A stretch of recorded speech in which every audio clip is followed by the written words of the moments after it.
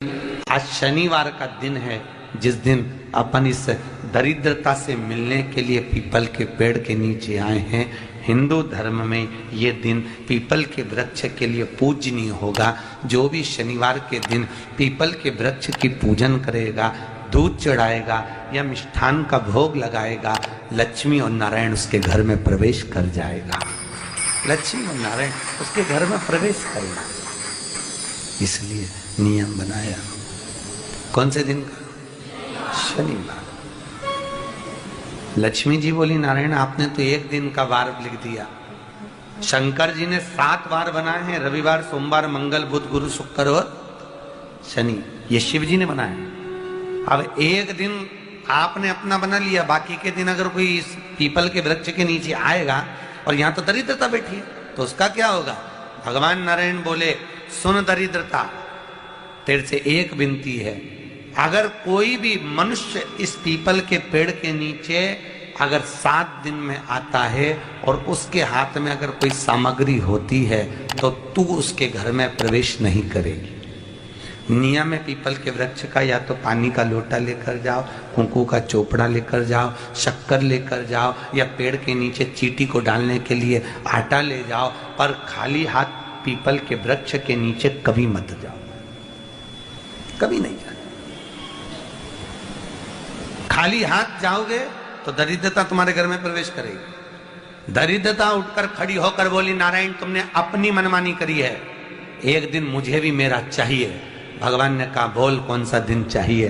दरिद्रता कहती है, रविवार के दिन इस पीपल के वृक्ष के नीचे मैं दिन भर नृत्य करूं, इसमें रहूं, और जो यहाँ आए रविवार को मैं उसके घर में प्रवेश करूं। भगवान ने कहा, ठीक है। दरिद्रता, रविवार का दिन एक ऐसा दिन रहेगा जिस दिन तू इस पीपल के वृक्ष के नीचे नृत्य करेगी, और जो आएगा इस पीपल के वृक्ष के नीचे तो उसके साथ प्रवेश करेगी। मैंने तुझे वर दिया। इसलिए हमारे यहाँ केवल पीपल का वृक्ष अगर दीवार में भी लग जाता है ना, किसी की फैक्ट्री की दीवार में, किसी के घर की दीवार में पीपल का वृक्ष अगर लग जाता है, पीपल का पौधा लग जाता है, उसको कितना भी तोड़ लो वो वापिस लग जाएगा। फिर तोड़ोगे फिर लग जाएगा। अगर पीपल के पौधे को तोड़ना है तो केवल रविवार का दिन एक नींबू, एक मिर्ची और बमूल का कांटा, ये 3 चीजें रखने के बाद में आधे घंटे बाद रविवार के दिन पीपल के पेड़ को उखाड़ कर फेंक दो। दूसरी बार कभी पीपल दीवार में लगता ही नहीं, कभी नहीं लग सकता। केवल एक रविवार का, केवल एक संडे, इतवार का। घर में दीवारों पर अगर पीपल लग भी गया है, इसलिए पीपल के वृक्ष को उखाड़ने का, अगर घर में पीपल लगा हुआ है या पीपल का पौधा हमारे घर में लग गया, उसको उतारना, निकालना, लगाना, तो पीपल के वृक्ष को अगर निकाला जाता है तो रविवार के दिन, और अगर पीपल के वृक्ष को कहीं लगाया जाता है तो सोमवार के दिन या मंगलवार के दिन, बुधवार के दिन, इन दिनों में लगा सकते पीपल के वृक्ष कहीं लगाना। शनिवार का दिन एक ऐसा दिन होता है जिस दिन पीपल के वृक्ष को कहीं जाकर लगाया नहीं जाता, क्योंकि शनिवार के दिन पीपल के वृक्ष के नीचे लक्ष्मी रहती है। हम अपने हाथों से अगर पीपल का वृक्ष किसी दूसरी जगह पर शनिवार को रोपित करते हैं तो हमारे घर की लक्ष्मी अपने घर से छिन्न होकर चली जाती है। इसलिए शनिवार के दिन पीपल लगाया नहीं जाता, किसी के घर जाकर उसको वापिस पलटा नहीं जाता। लग गया उसको डाल। प्रभु मेरी धर्म पत्नी को कहाँ रखूं आप बताओ? वो तो जहाँ यज्ञ होता है, अनुष्ठान होता है, दान होता है, पुण्य होता है, सत्कर्म होता है, वहां जाने को तैयार नहीं। अब करूं क्या? भगवान ने बोला, एक काम करो। दुर्वासा जी बोले, जिसके यहाँ रात्रि में बर्तन झूठे पड़े रहते हो, उसके घर में इस दरिद्रता को लेकर तुम प्रवेश कर जाना। जिसके यहाँ रात्रि में बर्तन झूठे पड़े हो, वहां लेकर प्रवेश कर जाओ। दूसरी जगह दुर्वासा जी बोले, जो स्त्री घर में दोपहर के समय पर सो रही हो, उसके घर में इसको लेकर प्रवेश कर जाइए। जो स्त्री दोपहर के समय में घर पर सो रही हो, इस दरिद्रता को लेकर प्रवेश कर जाइए। तीसरा, जिसके यहाँ पर दरवाजे पर कांटे वाले पौधे लगे हों, उस घर में इस दरिद्रता को लेकर प्रवेश कर जाइए। दरिद्रता, कितनी सुंदर बात कही है। दाता और विधाता, कौन कौन? दाता और विधाता, लक्ष्मी और दरिद्रता के सगे भाई हैं। कौन कौन? दाता और विधाता। दाता को फिटकरी प्रिय है, विधाता को नमक प्रिय है। ये दोनों हमेशा लक्ष्मी को और दरिद्रता को दोनों को समझाते थे, दोनों में प्रेम बढ़ाते थे।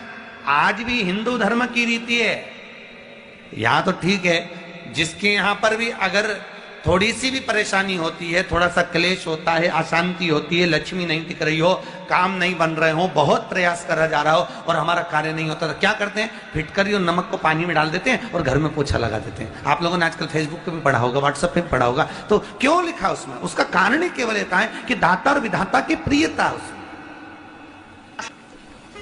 माता ख्याति के जो 4 बच्चे हुए, इसमें जो 2 लड़के हैं, दाता और विधाता, उसकी प्रियता उसमें,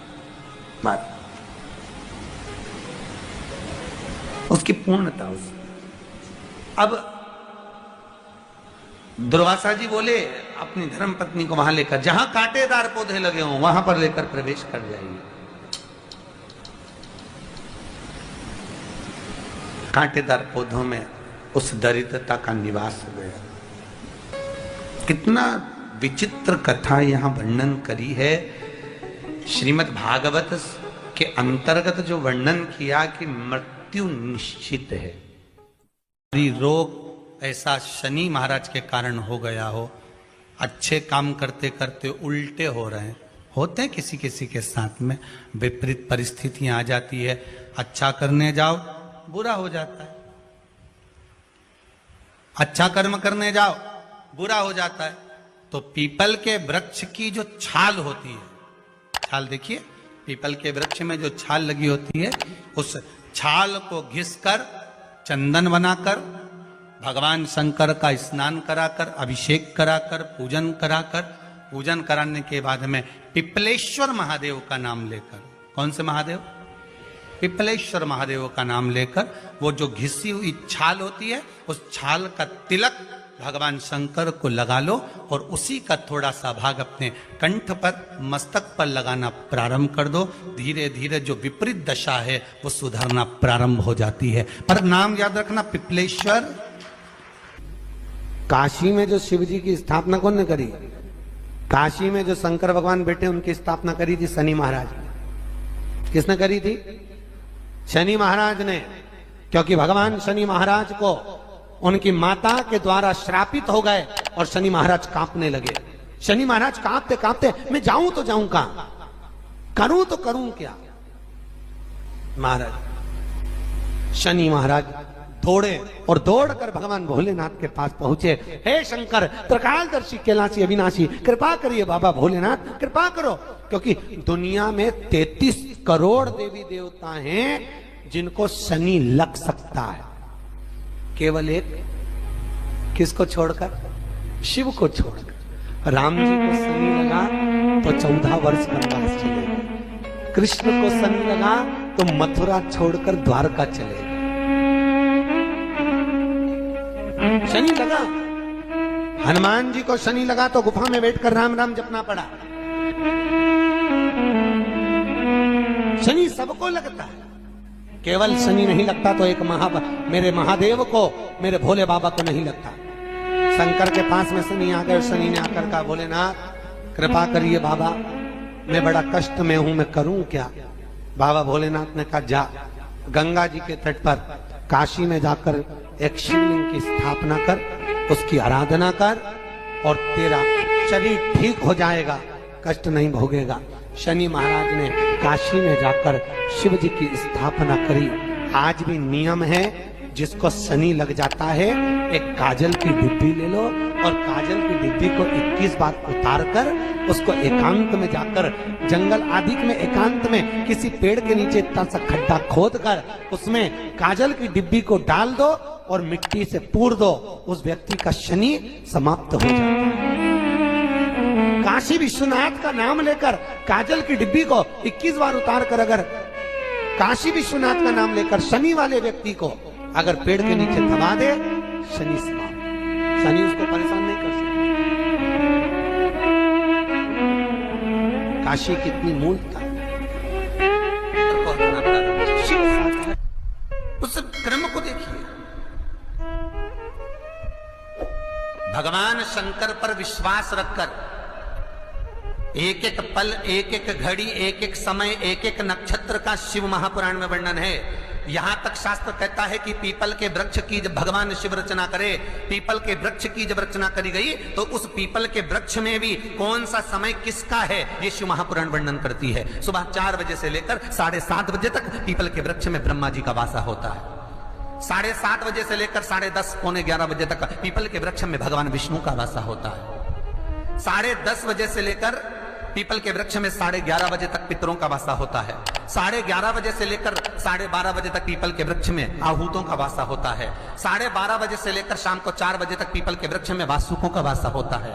4 बजे से लेकर शाम को 7:30 बजे तक पीपल के वृक्ष में शंकर का वासा होता है। 7:30 बजे से लेकर 9:30 बजे तक पीपल के वृक्ष में कुबेर का वासा होता है। 9:30 बजे से लेकर फिर कुबेर के वृक्ष में अन्य देवों का वासा चालू हो जाता है। इसलिए हमारा हिंदू धर्म कहता है, हमारे शास्त्र कहते हैं कि पीपल के वृक्ष को जब पूजा जाता है, पीपल के वृक्ष की जब पूजन करी जाती है तो सुबह 10:30, 11, ज्यादा से ज्यादा 11:30, ज्यादा से ज्यादा 12, उसके पहले पीपल के वृक्ष की पूजन कर लेना चाहिए। रात को कुबेर का वासा होता है, इसलिए पीपल के वृक्ष में दीपावली के दिन रात्रि को 8:30 बजे से लेकर 9:30 बजे के बीच में जो पीपल के वृक्ष के नीचे घी का दिया लगाता है उसके घर में कभी संपदा की कमी नहीं आती है, क्योंकि कुबेर स्वयं विराजमान होता है पीपल के वृक्ष के नीचे। क्यों? क्योंकि 11:30 बजे से लेकर 12:30 बजे तक पीपल के वृक्ष में पितरों का वासा रहता है, आहूतों का वासा रहता है,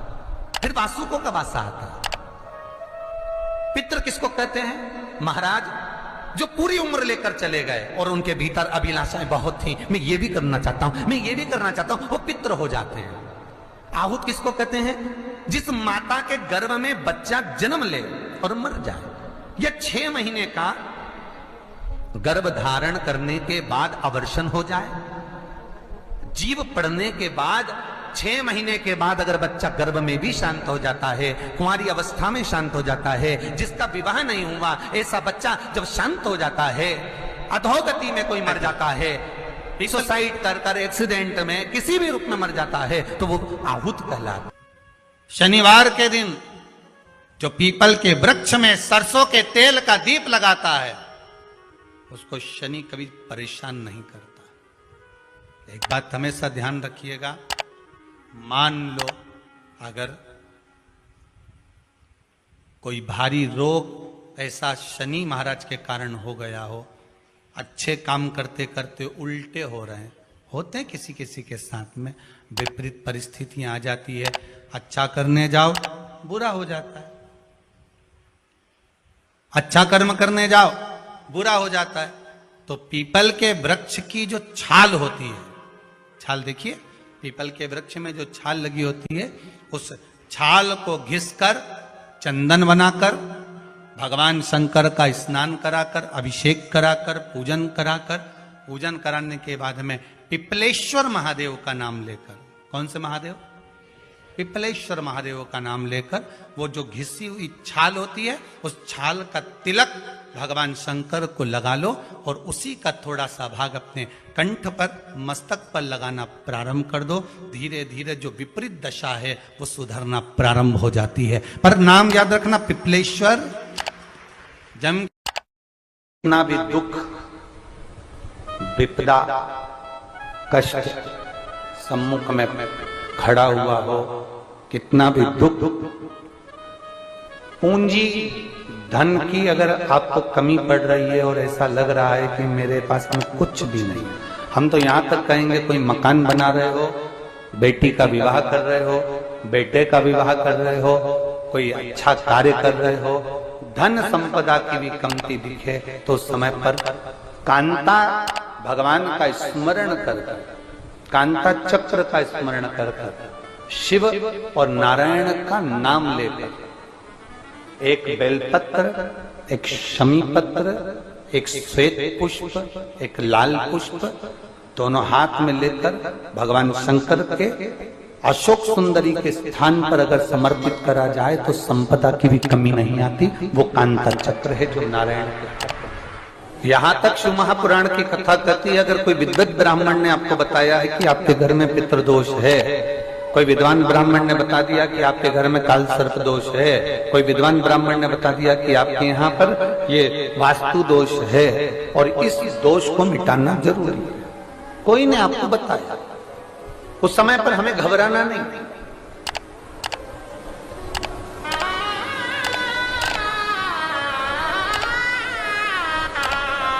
उस समय में घबराने का क्रम नहीं है। कहते हैं पीपल का जो जल झड़ता है पीपल के वृक्ष से, आप लोगों ने कभी देखा है कि नहीं देखा, वो हमको नहीं मालूम।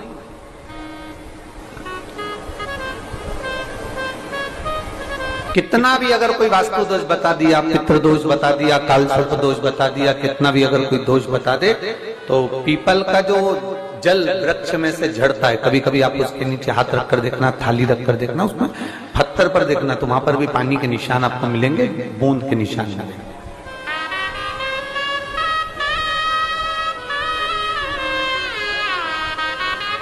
मात्र उस पीपल के वृक्ष के जल की एक बिंदी, एकमात्र बिंदी, शंकर भगवान का जो शिवलिंग है जलाधारी है, चरण है, गणेश कार्तिक का स्थान है, अशोक सुंदरी का स्थान है, और प्रत्येक जलाधारी में से पानी बीच में से आकर नीचे की ओर गिरता, नीचे की ओर गिरता। आप लोगों के स्मरण में हमने पहले भी बताया कि राइट में किसका स्थान है, गणेश जी का, लेफ्ट में कार्तिक के, बीच में अशोक सुंदरी। ये क्या है, पार्वती जी का हस्त कमल शिवलिंग, और ऊपर से जो जल एक एक बूंद शंकर जी के शिवलिंग पर गिर रहा है, वो शंकर जी की 5 लड़कियां जया, विषहरा, शामलीवारी, दौतली और देव, शंकर जी की 5 लड़कियों एक एक बूंद पानी शिव जी पर गिरा रहा। जहां जल नीचे गिरता है उस स्थान से जहां तक जल बहकर जा रहा है, उस स्थान तक 33 कोटि देवताओं का स्थान, 33 कोटि देवताओं का स्थान। अब जहां पानी आया, जहां नीचे गिरा, उसके बीच में जो स्थान होता है, आप लोगों ने देखा है कि नहीं देखा? जिनने देखा है जरा हाथ उठाओ। ये पानी जैसे यहां तक आया और यहां के बाद नीचे गिरेगा, तब वो नाली के माध्यम से बाहर जाएगा। तो जितनी दूर यहां से वो नीचे की ओर जो गिर रहा है, यहां से वो नीचे की ओर जो पानी जा रहा है, ये जो स्थान होता है, ये हमारे 3 दोषों को निवारण तुरंत कर देता है। एक हमारा पितृदोष, एक हमारा काल सर्प दोष, और एक हमारा वास्तु दोष का निवारण ये तुरंत करता है। और ये तो हमने केवल आपको शिव महापुराण के माध्यम से बताया कि ये 3 दोष का निवारण कर देता है, पर यदि कभी आप ध्यान से लिंग पुराण को पढ़ेंगे, आप यदि लिंग पुराण को पढ़ेंगे और गीता प्रेस गोरखपुर की लिंग पुराण को लाकर यदि आप पढ़ते हैं, या गीता प्रेस गोरखपुर की शिव अंक को भी आप अगर पढ़ेंगे,